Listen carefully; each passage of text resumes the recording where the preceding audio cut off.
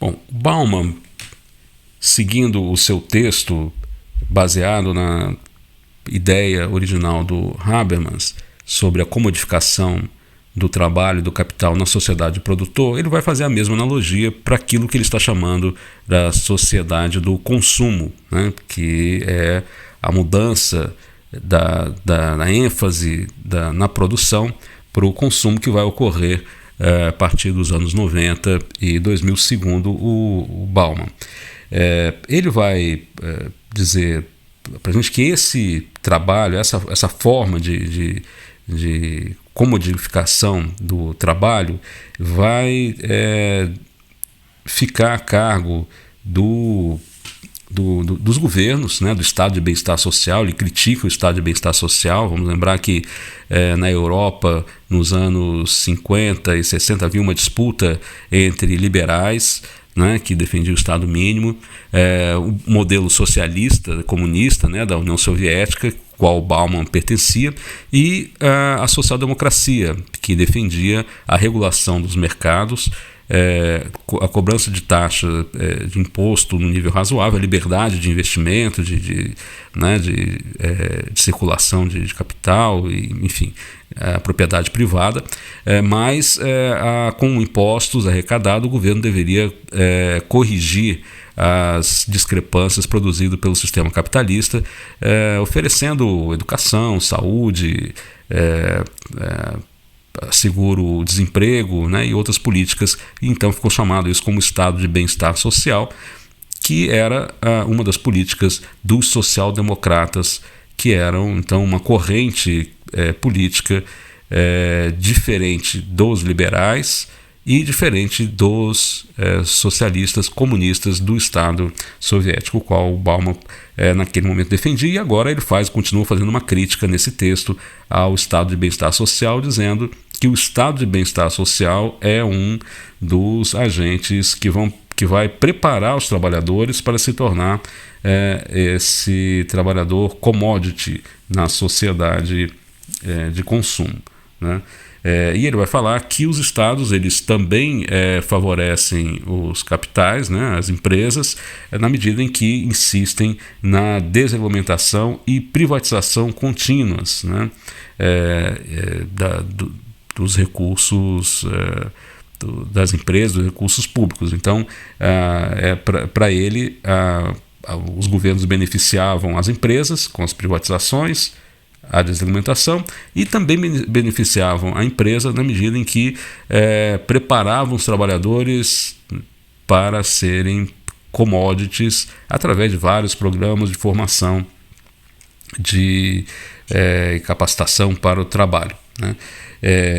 Com isso, segundo ele, com essa transferência de recurso público para essa formação de mão de obra, e na medida que o trabalhador se torna commodity, né, ele deixa de ser um especialista diferenciado no mercado, o que resulta o baixo custo da mão de obra. O custo da mão de obra do trabalho cai para as empresas e obviamente as empresas passam a ter mais competitividade, né, no mercado global, né? Esse movimento passou a ser, segundo ele, né, terceirizado também, né, pelos governos, né? Os governos, num determinado momento ali no século XXI, começaram a terceirizar também e passaram para os próprios trabalhadores a tarefa, a responsabilidade de se adaptarem ao novo mercado de trabalho flexível e comoditizado, né, como ele chama aqui no texto. Essa é a crítica que ele vai falar, ou seja, compete ao próprio trabalhador fazer a vendabilidade, como ele chama, né, a promoção, né, do seu próprio trabalho, né? Então você tem uma vendabilidade em massa, né?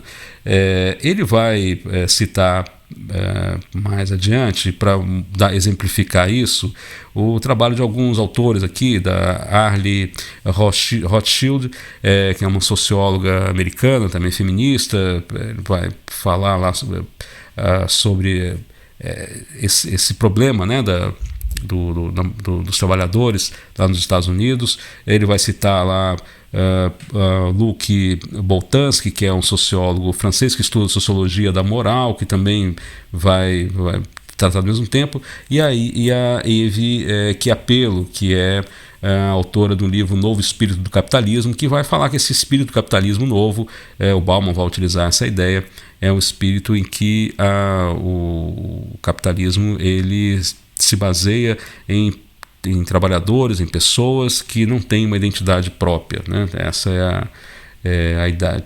São trabalhadores flutuantes, descomprometidos, flexíveis, generalistas, né? E aí o Bauman descarta, em última instância, descartáveis. Então ele usa esses autores para justificar essa visão deles, serem os trabalhadores tipo pau patrão da obra, como ele cita aqui no texto, né? Ele vai voltar aqui, fazer uma citação grande aqui da Ali Rothschild. O texto está errado, ele fala assim: nas palavras do próprio Rothschild, não é nas palavras do próprio, nas palavras da própria, né? É uma socióloga que fala isso, né?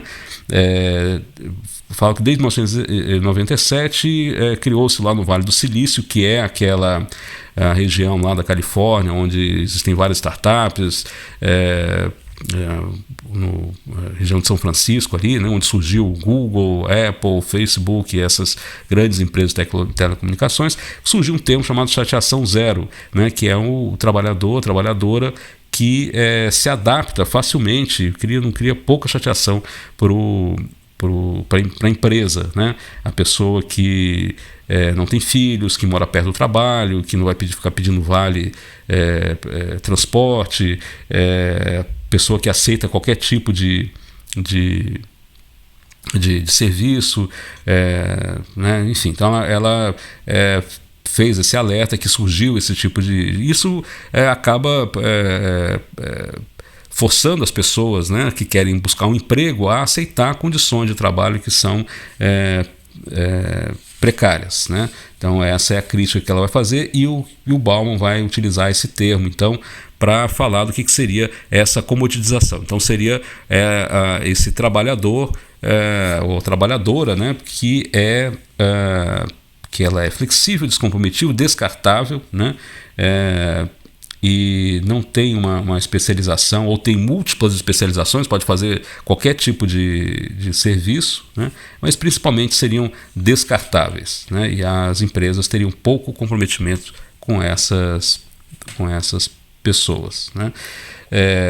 Nós vamos ver aqui como que o mercado de trabalho ele vai adiante. O mercado de trabalho de produtos, né, ele se difere no conceito do Bauman de outros mercados. Então, o que seria o mercado para ele? Quais são as regras básicas do mercado aqui, né? Que ele vai ver o problema de você ter o trabalhador como mercadoria, né? Então, a primeira regra ele vai dizer: para todo mercado, para toda mercadoria, o destino final de toda mercadoria colocada à venda é ser consumida por compradores. Segundo, os compradores desejarão obter mercadorias para o consumo se apenas se consumi-las for algo que prometa satisfazer seus desejos. E terceiro, o preço que o potencial consumidor em busca de satisfação está preparado para pagar pelas mercadorias em oferta dependerá da credibilidade dessa promessa e da intensidade dos desejos, né? Bauman vai falar que esse é o problema que vai gerar a sociedade dos consumidores, que nós vamos ver no próximo áudio.